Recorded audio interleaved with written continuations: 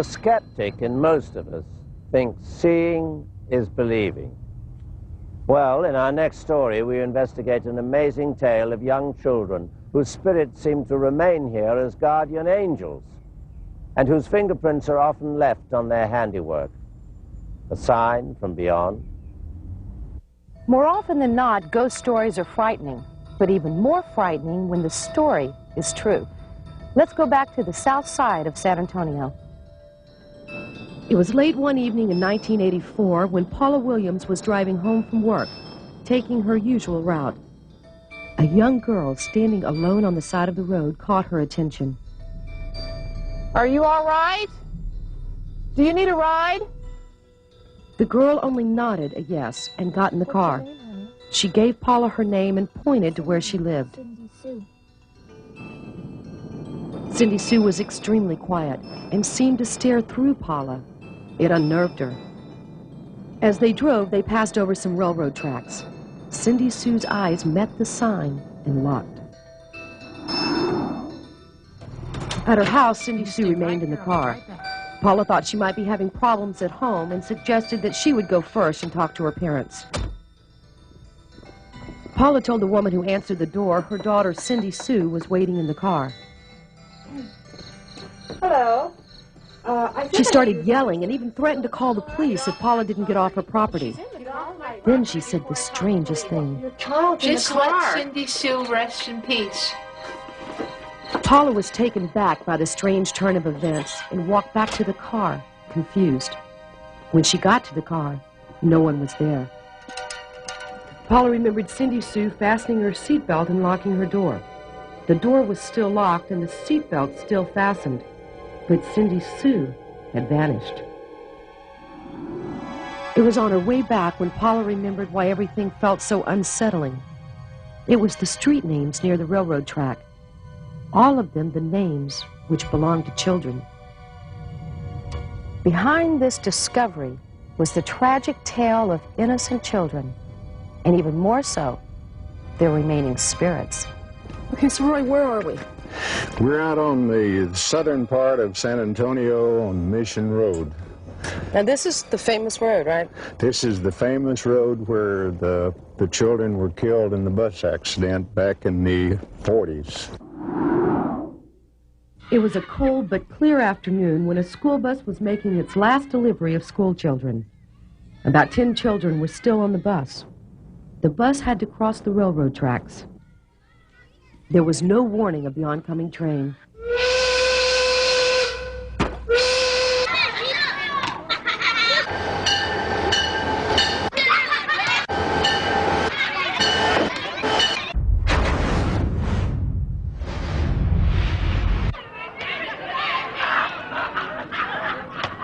The bus stalled on the track and the train come along, and before the kids could get off, it hit the school bus and killed all the kids.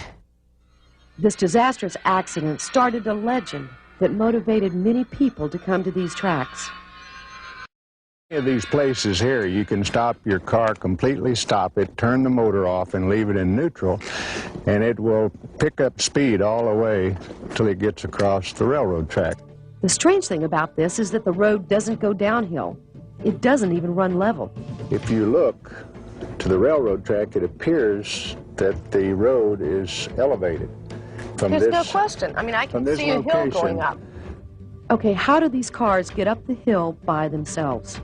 If people's cars stall or something, these children supposedly pushes the car across the track to safety. It's come through the safety zone. And once they're safe of the railroad track, then the car stops. Skeptics say the explanation may be a magnetic field in the area. But how do they explain what happens next? Fingerprints on the back of the cars, as if some imaginary hands pushed it forward. Putting powder on the back of the car helps to see the fingerprints clearly. You say on the bumper and on the trunk. I think with the wind, we'll do it right here and see what happens. I'm determined to check it out for myself. I watched a couple of cars do it, but just to see if it can really happen. This is about where they say they stop. Turn the car off. Put it in neutral. take my foot off the brake, and just sit here and start going.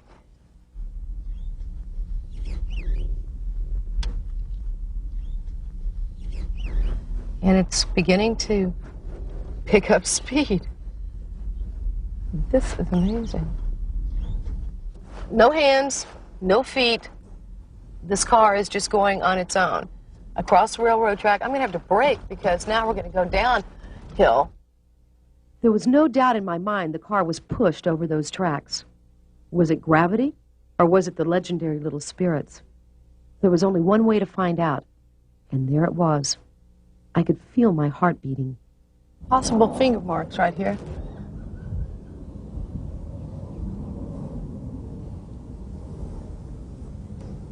And a couple of prints right here. Well, that really is pretty amazing. Although we weren't able to find anyone to verify every detail of this story, one fact does remain. There hasn't been a single train accident on this set of tracks since the children's tragedy in the 1940s. Somehow every stalled car has managed to cross the tracks, reaching the other side in safety. There was one thing I still wanted to find out. What did Paula see that night on her way back home? This is the neighborhood supposedly where they have street signs with the children's names from the accident. Bobby, Alan, Nancy, Carol. It was here in the streets close to the railroad tracks where we found the answer to Paula's mysterious young rider who never reached her house that fateful afternoon. Cindy Sue.